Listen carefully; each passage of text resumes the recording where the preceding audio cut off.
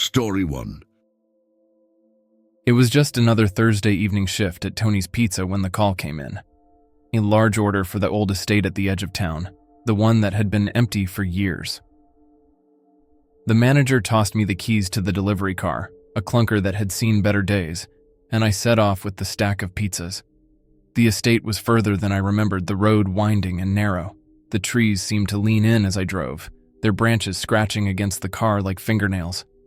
I shook off the unease. It was just the wind, I told myself. I pulled up to the gate, which to my surprise was open. The house loomed in the distance, a silhouette against the twilight sky. I grabbed the pizzas and made my way up the overgrown path.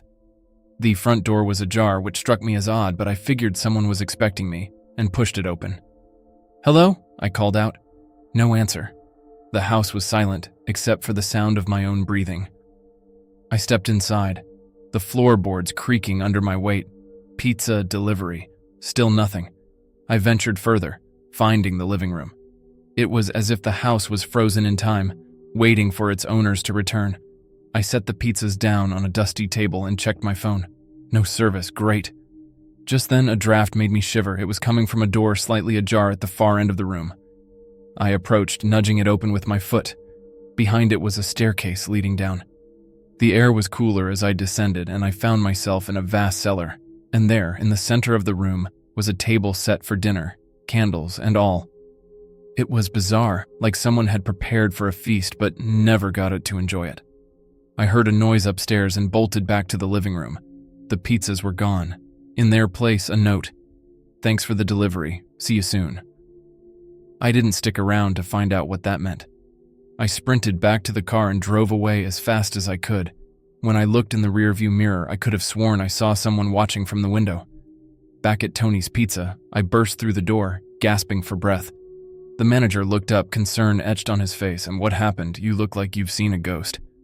I relayed the story, my voice shaking. The manager's face turned pale. "That estate. It's been abandoned for over a decade.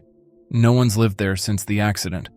He wouldn't meet my eyes as he spoke of the tragedy that had befallen the last occupants, a family that vanished without a trace. The next day, curiosity got the better of me. I returned to the estate in daylight, determined to make sense of what happened. The gate was closed and locked this time. Climbing over it, I approached the house, which seemed less menacing under the sun. The front door was locked too, but a window was slightly open. I pushed it up and climbed inside. The living room was just as I had left it, minus the pizzas and the note. I made my way to the cellar again, half expecting to find the table set for dinner. It was empty. Frustrated and confused, I decided to investigate the rest of the house. In what appeared to be an office, I found a stack of old newspapers. One headline caught my eye. "Local family disappears without a trace." The article detailed the last known activities of the family, including a large order from Tony's Pizza on the night they vanished. Chills ran down my spine as I pieced it together. The order I delivered wasn't just a coincidence, it was a reenactment of the family's last known meal. But who would do such a thing, and why? As I pondered these questions, I noticed a small, dusty photo frame on the desk. It was a picture of the missing family with a familiar face standing beside them. The manager of Tony's Pizza. I rushed back to confront him, but by the time I arrived at the pizzeria, it was swarming with police cars. The manager had vanished, leaving behind a note that simply read, "I had to make it right." The town buzzed with theories and rumors, but no one ever saw the manager again. The old estate was boarded up and eventually demolished. As for me, I quit my job at Tony's Pizza and moved away from that town.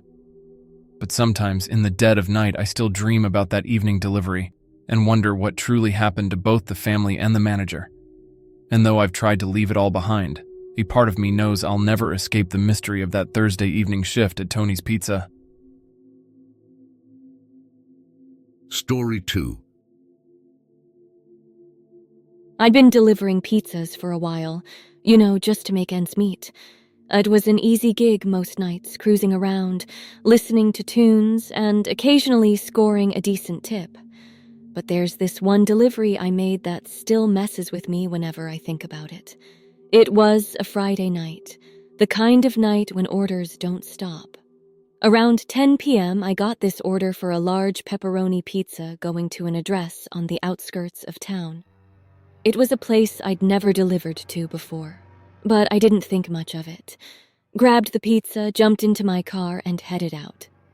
The address took me down this old gravel road, barely lit by my headlights. Houses were sparse and looked like they'd seen better days. Finally, I found the place. It was this rundown house, paint peeling off, front yard overgrown with weeds.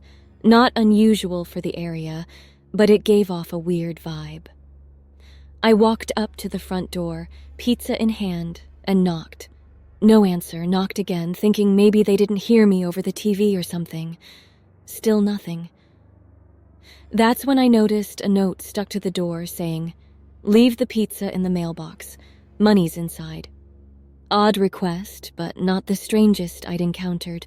I found their oversized mailbox by the curb, opened it up, and sure enough, there was cash inside, exact change plus a decent tip.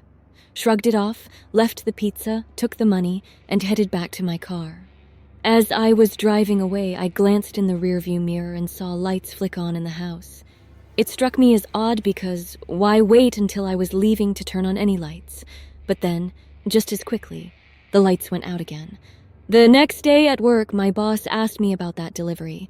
He said the phone number that placed the order was disconnected when he tried to call back for a feedback survey. Curiosity got the better of me after my shift, so I decided to drive by the house again in daylight. The place looked even more rundown in the light of day. But what really got me was the "for sale" sign planted in the front yard. It looked old, like it had been there for months, if not years.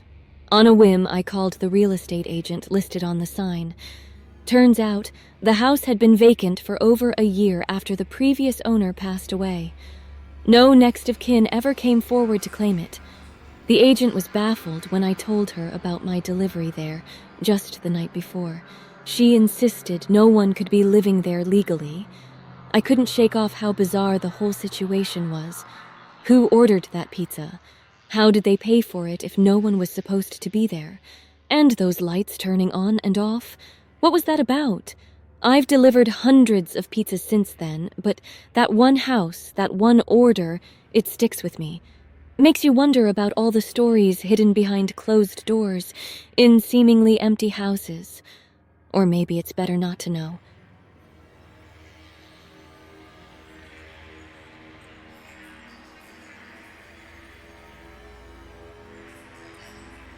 Story 3. I'm not much of a storyteller, but something happened last Monday that I can't shake off. I've been delivering pizzas for a while now. It's a straightforward job.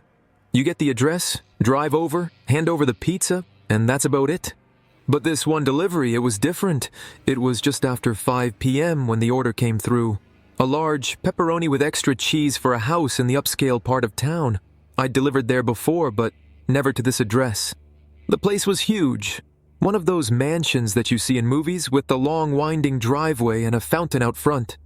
I remember thinking the tip might be decent. I rang the doorbell and waited. No answer. I rang again, thinking maybe they didn't hear me over the sound of their own wealth or something. After a minute, the door creaked open but no one was there. I leaned in. Pizza delivery. Still nothing.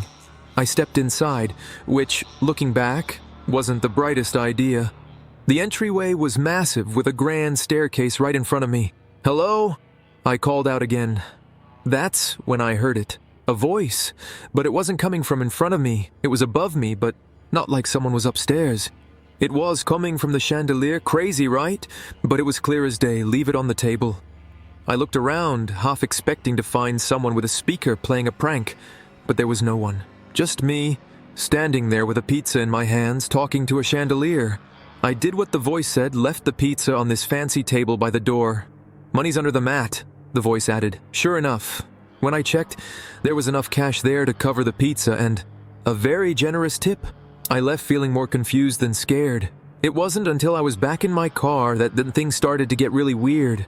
The radio turned on by itself, flipping through stations at random, before settling on one playing classical music, which I swear was playing inside the house too. The whole drive back to the pizza place, I couldn't shake off this feeling of being watched.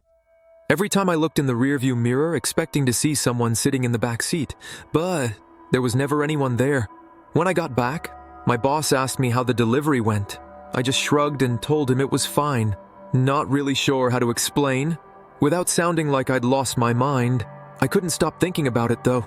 So I did some digging and found out that the house belonged to an old guy who made his fortune in tech or something before becoming a recluse. Rumor has it, he's into all this high-tech security stuff because he's paranoid about his privacy. That's when it clicked. The voice from the chandelier. Probably some kind of intercom system hidden in plain sight. And the radio turning on by itself. My car is old and kinda buggy, it's done that before when it's acting up. As for feeling watched, well, that mansion had cameras everywhere. It wouldn't surprise me if they were rigged to follow movement. So yeah, my brain had a field day, turning all these little things into some ghost story. But even with all these logical explanations, delivering pizza hasn't been quite the same since then. Every time I ring a doorbell, I half expect to hear a voice coming from somewhere entirely unexpected. And you know what? The tips have never been as good as that one time either. Story 4. I'd been delivering pizzas for a few months now, and I thought I'd seen it all. From the guy who tips in arcade tokens to the lady who always asks for a joke written on the pizza box. But this night, things took a turn I didn't see coming. I grabbed the last delivery of the night. It was for a new housing development on the edge of town, one of those places that seemed to spring up overnight. I punched the address into my phone, but it kept rerouting me in circles. After the third failed attempt, I decided to go old school and use the printed map from the shop. The neighborhood was eerily quiet, with streetlights casting long shadows between the newly built houses. I found the street, but couldn't find the house number. It was like the house didn't exist. I double-checked the address on the receipt against my map. Everything matched, but still no house. I decided to call the customer. The phone rang and rang, then finally someone picked up. But instead of a greeting, all I heard was static and what sounded like faint music playing backward. Weirded out, I hung up and tried again. This time, an automated message said the number was out of service. Feeling frustrated, I parked the car and figured I'd knock on a neighbor's door to ask for directions. All the houses were dark, no porch lights on, no signs of life. It was late, but not that late. As I approached one house, I noticed something odd. All the houses looked exactly the same, unfinished, like they were model homes or something. No furniture through the windows, no cars in driveways. I knocked on several doors, but no one answered. The silence was starting to get to me. It felt like I was in some sort of ghost town. That's when my phone buzzed with a text message. It was from the customer.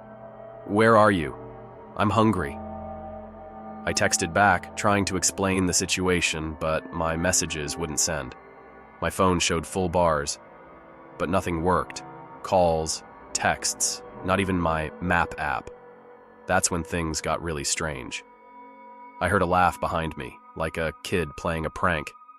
I spun around, but no one was there. Then it happened again, from a different direction. I started to feel uneasy, like I was being watched or toyed with. I decided enough was enough and headed back to my car. That's when I saw it, one house with its porch light on, right where I could have sworn there wasn't one before. Relief washed over me as I hurried to the door and rang the bell. No answer. I rang again and waited. Still nothing. Feeling more frustrated than scared now, I left the pizza on the doorstep with a note apologizing for any inconvenience. As I walked back to my car, my phone finally buzzed to life with a storm of notifications. Missed calls, texts from my boss asking where I was, and one new voicemail. The voicemail was from the customer, apologizing profusely. They gave me the wrong address by mistake and had fallen asleep waiting for their order. I drove back, feeling a mix of relief and confusion. My boss wasn't happy about the mix-up or the uncollected payment, but was glad I was okay. We never did figure out what happened with my phone or those weird laughs, and when I tried to find that neighborhood again in daylight, all I found were empty lots awaiting construction. We ended up calling 911 to report what happened just in case there was something more to it. But honestly, part of me doesn't want to know.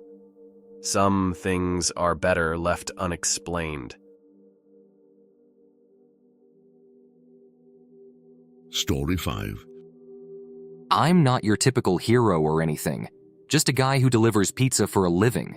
But let me tell you, this one night things got real weird, real fast. It was a Friday, the kind of night where everyone's ordering pizza because who wants to cook, right? I get this order to deliver to an address way out on the edge of town. It's not unusual, but it's late, and this place is pretty isolated. So I drive out there, find the house after a bit of trouble because it's all dark, no streetlights or anything. I pull up, grab the pizza, and head to the door. I knock, no answer. Knock again, still nothing. I'm about to leave when the door slowly creaks open. No one's there. I call out, "Pizza delivery!" Nothing. I step inside because honestly, I'm thinking someone's messing with me and I'm not about to leave without getting paid. The house is silent, like creepily silent.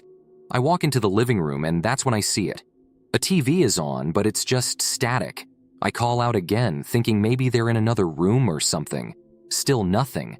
I'm starting to feel uneasy, so I decide to leave the pizza on the table and get out of there. But as I turn to leave, the TV suddenly changes from static to this old black and white movie. It's loud, like someone turned the volume up all the way. I jump, not gonna lie. Then, from upstairs, I hear what sounds like footsteps, but slow, deliberate ones. Like someone's trying not to make too much noise. Now I'm freaking out a bit. I'm thinking maybe there's someone in the house who needs help. So, against my better judgment, I head towards the stairs, calling out that I'm just the pizza guy and asking if anyone's there. The footsteps stop. Everything goes silent again. Then, as I reach the foot of the stairs, all the lights in the house go out. Pitch black. My heart is racing now. I fumble for my phone, use it as a flashlight, and that's when my phone rings. It nearly gives me a heart attack.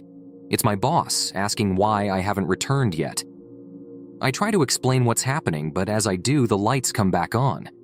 The TV is off now, the pizza box is open and empty.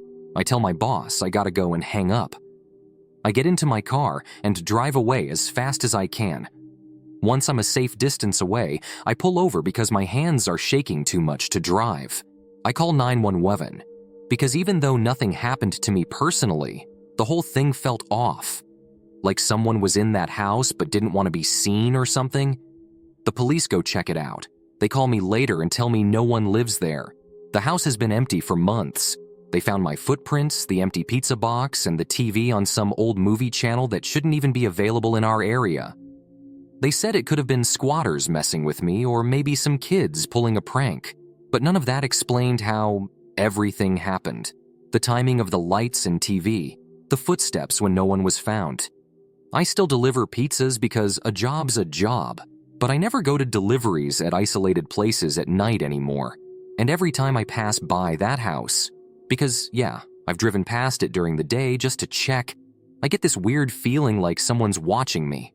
So yeah, not your typical horror story with ghosts or whatever, but it was real enough for me that night, and honestly, sometimes real life can be weirder than any ghost story you'll hear.